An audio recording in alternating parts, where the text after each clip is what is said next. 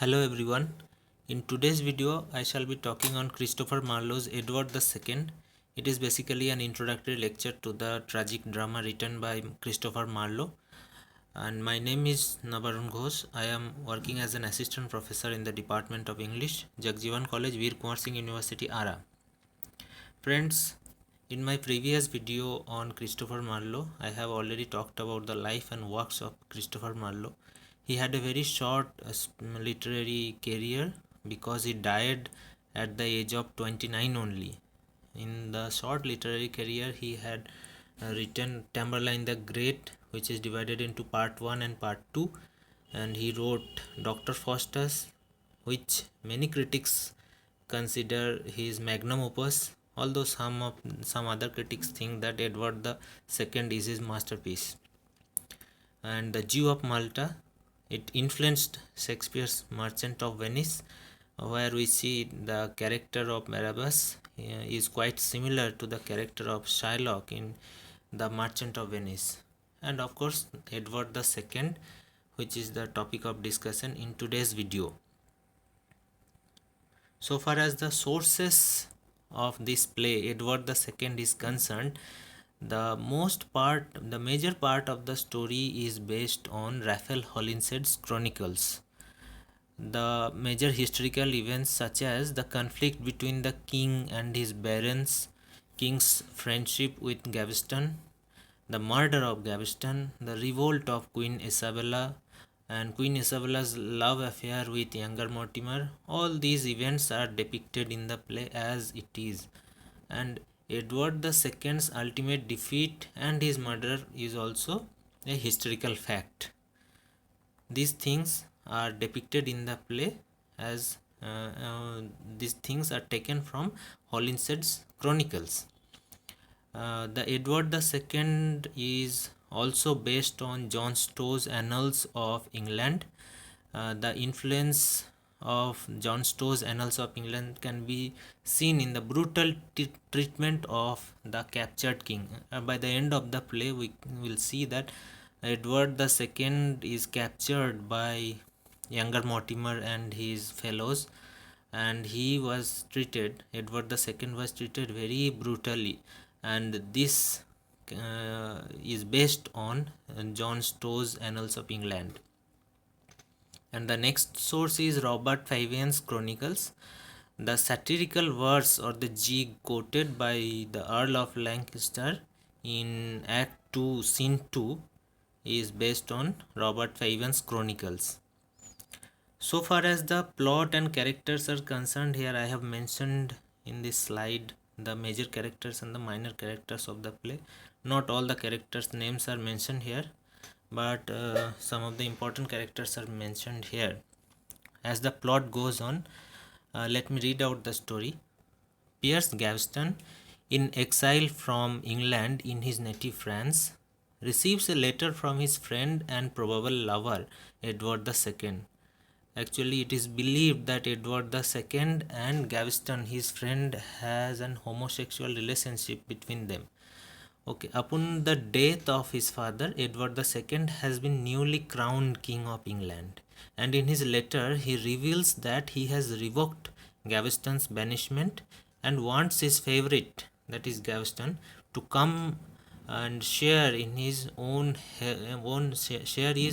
wealth and power, that is Edward II's own wealth and power, because he has become the king. And Gaveston eagerly complies and delighted at the prospect of seeing Edward, but also hopeful that he can use the king's affection to his own advantage.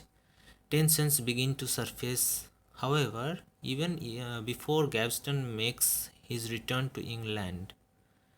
As Gaveston watches from a place of hiding, Edward II argues with his group of nobles who regard Gaveston as a manipulative social climber and support his continued exile. Although the king's brother, the Earl of Kent, warns younger Mortimer and the other nobles that they are dangerously close to committing treason, they stand firm in their opposition to leave for their homes, threatening war. Gaveston then reveals himself to Edward, and the two share a joyful reunion during which Edward makes Gaveston Earl of Cornwall and gives him the authority to issue commands and draw money from the treasury in the king's name. The joyful reunion, though, is marred by the arrival of Bishop of Coventry, who makes it clear that he also opposes Gaveston's return. With Edward's encouragement, Gaveston assaults and imprisons. The attack on Coventry further cements the nobility's low opinion on Gaveston, and does Edward's ongoing neglect of his wife Isabella, the sister of the King of France. Along with the Archbishop of Canterbury, the nobles Mortimer Jr., that is younger Mortimer, older Mortimer, the Earl of Warwick, the Earl of Lancaster, and the Earl of Pembroke together issue an order for Gaveston's exile. However, despite their insistence that Edward has obligations to both the church and the English nobility, Edward at first refuses to sign the order. In response, the nobles forcibly arrest Gaveston and threaten rebellion, causing the king to reluctantly agree to his favorite's banishment. A sorrowful parting follows, during which Edward promises to send money to Gaveston in Ireland. Shortly after Gaveston departs, however, Isabella begins trying to persuade the nobles to allow him to return. Edward, who suspects her of having an affair with Mortimer Jr., holds her responsible for Gaveston's exile and refuses to even speak to her while Gaveston is away. The nobles agree, reasoning that recalling Gaveston will at least provide them with an opportunity to murder him. Naturally, the nobles do not share this plan with Edward, and their apparent willingness to compromise brings them back into the king's good graces. Edward even entrusts Mortimer Senior with leading his army in Scotland. Meanwhile, Edward prepares for Gaveston's return by calling Gaveston's fiancée, Lady Margaret de Clare, back to court so that the two can be married. Lady Margaret is Edward's niece, so marriage to her will formally tie Gaveston to the royal family. Lady Margaret brings with her tutor Baldock and a family retainer named Spencer Jr., two men with hope who hope to find employment with Gaveston and eventually become favorites of the king. Virtually as soon as Gaveston has arrived back at court, however, another quarrel breaks out between him and the nobility. Matters only worsen when Mortimer Jr. learns that his uncle, Mortimer Sr., has been captured and is being held for ransom by the Scots. Edward is unwilling to pay for Mortimer Sr.'s release himself, which prompts the nobles to list all the ways in which they feel the king has behaved irresponsibly by spending money on art rather than the military, by jeopardizing diplomatic ties through which treatment of the queen, by flouting the nobles' own opinions, and so on. Edward ignores all of this, decisively alienating not only the nobility but also his own brother, who goes to join Mortimer Jr., Lancaster, and the other earls in planning an assault on the court of Tynemouth to capture Gaveston. The attack on the castle forces Edward and Gaveston to split up, flitting in different directions. The nobles choose to pursue Gaveston, eventually overtaking him. Initially, they agree to allow Gaveston to see Edward one last time before he is executed. Warwick, however, is unhappy with the compromise and ambushes and kills Gaveston as he is being escorted to the king. When Edward learns of this, he swears revenge and prepares to go to war with the nobles, who are now demanding that Edward cease with his favoritism to Spencer Jr. as well. Edward's forces succeed in defeating the nobles in the initial battle, and Warwick, Lancaster, and Mortimer Jr. all are arrested. The first two are eventually executed, but Mortimer Jr. succeeds in escaping to France with Kent. There, they join forces with Isabella, whom Edward had initially sent with their son, Prince Edward, to negotiate with France regarding England's claims to the region of Normandy. Isabella's loyalty to her husband has finally worn thin, however, and she is now trying to find allies who will help her install her son as king instead, something the prince himself does not want. Edward believes that he can successfully curb the threat of queen possessed by buying off the French nobility by Isabella and Mortimer, who know in fact are lovers, who now in fact in lovers, eventually managed to find a supporter in a nobleman named Sir John of Hainault. Together with Kent, they return to England and fight the king's forces in a battle at Bristol. This time it is Edward who is defeated, although Baldock, Spencer Jr., and the king himself succeed in escaping to a monastery where an abbot offers to hide them.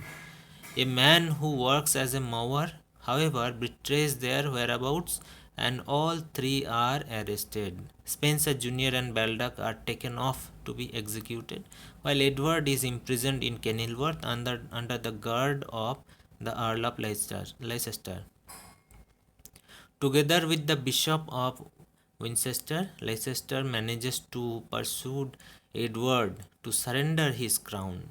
Nevertheless, Mortimer Jr. quickly dismisses Leicester for being too sympathetic to Edward's plight, replacing him with Berkeley, whom he then also dismisses. Mortimer finally settles on Gurney and Maltravers as guards, instructing them both to torment Edward as much as possible and to move him back and forth from Kenilworth to Berkeley in order to frustrate any escape attempts. Mortimer has learned that Kent now regrets the role he played in his brother's overthrow and is plotting to free him.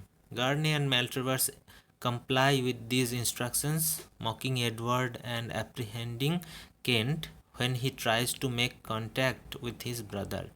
Meanwhile, Mortimer Jr. has made plans for Prince Edward's coronation. Since the new king is still a boy, Mortimer himself will wield de facto power as the Lord Protector, as well as the lover of the Queen Mother, Isabella. Nevertheless, he feels his position will not truly be secure until Edward II is dead, and therefore arranges for an assassin, Lightborn, to murder him. Lightborn is the name of the character. However, having sent Lightborn on his way, Mortimer quickly asserts his authority over Prince Edward, now Edward III, by ordering Kent's execution against the new king's wishes. Lightborn arrives at Berkeley and explains his mission to Gurney and Maltravers, who, unbeknownst to him, have orders to murder Lightborn as soon as Edward is dead. So, initially pretending to sympathize with Edward, Lightborn urges the deposed king to lie down on a feather bed, where he then kills him with a hot poker. Gurney then stabs Lightborn and flees, while Maltravers reports the crime to Mortimer Jr. As he does so, however, Isabella enters in a frenzy, reporting that Edward III has learned of his father's death and suspects both her and Mortimer of murder. Edward III then enters himself, accompanied by members of the nobility and bearing the written order Mortimer had issued for Edward II's death. Realizing the jig is up, Mortimer bids farewell to Isabella and socially accepts his impending execution.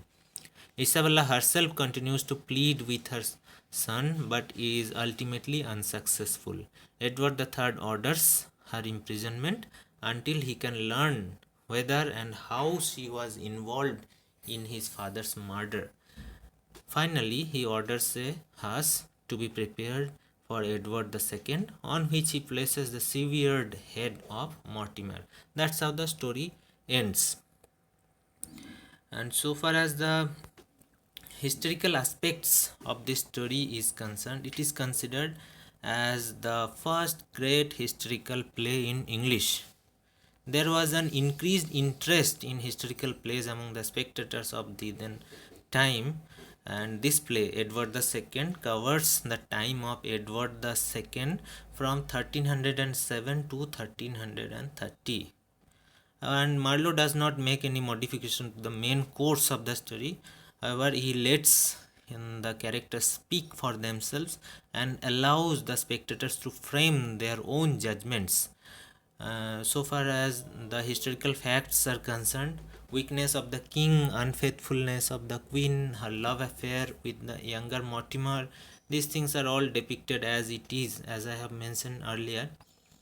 And Charles Lamb, one of the greatest critics of English literature, as well as a creative writer, and he opined that the death scene of Marlowe's king moved pity and terror beyond any scene, ancient or modern, with which I am acquainted. And herein lies Marlowe's genius as a writer. Now let's come to the major themes of the play. One of the major themes in this play is homosexuality. This is homosexuality between King Edward II and his friend Gaveston. Drayton, who wrote the same story of Edward II, also opined that there was a homosexual relationship between these two characters. However, there is no clear mention of the fact of homosexuality between these two characters, but there are some hints from which the critics have made the conclusion that homosexuality is one of the themes and one of the flaws in the character of Edward II. Isabella the Queen is openly contemptuous of Gaveston throughout the play, and vice versa. Gaveston also is contemptuous of Isabella throughout the play.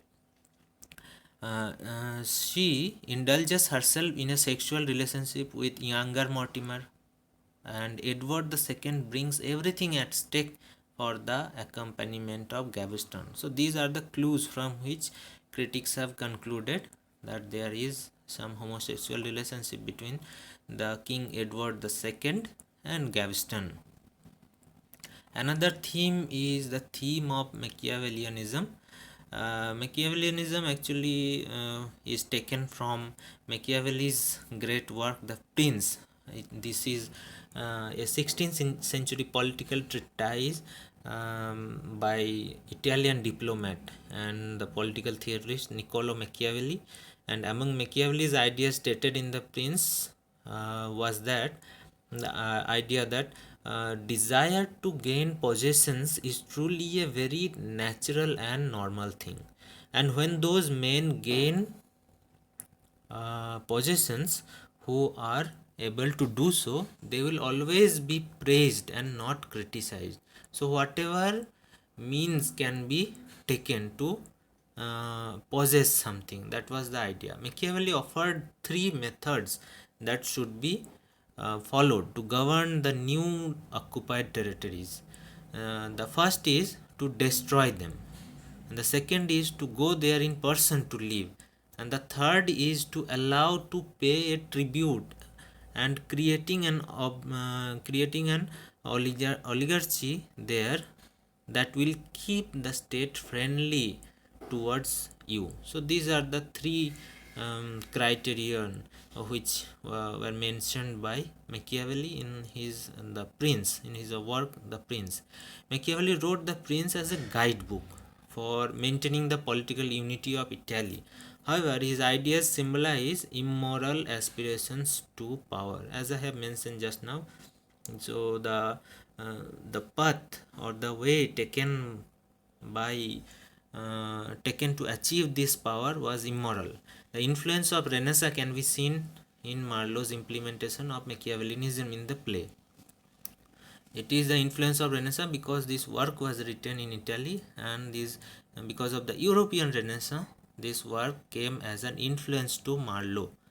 And the hunger for power is to be seen in the character of younger Mortimer in the play, not in the lead character, that is Edward II. And the play was one of the most representative plays of the Renaissance humanism, which sought to make man be aware of his potential energies. However, Machiavellianism is more evident in Marlowe's other plays, such as Tamburlaine the Great, The Jew of Malta, and Dr. Faustus, where the protagonists match the characteristics of Machiavelli's prince. Another theme is theme of Renaissance overreacher. Marlowe's characters have an exaggerated appetite for achievement, whether it is world conquest, as we have seen in Tamburlaine, be it knowledge as power, as we see in Faustus, who tries to get all the power of the world, or revenge as revenge and the acquisition of riches, as we can see in the character of Barabbas in the Jew of Malta.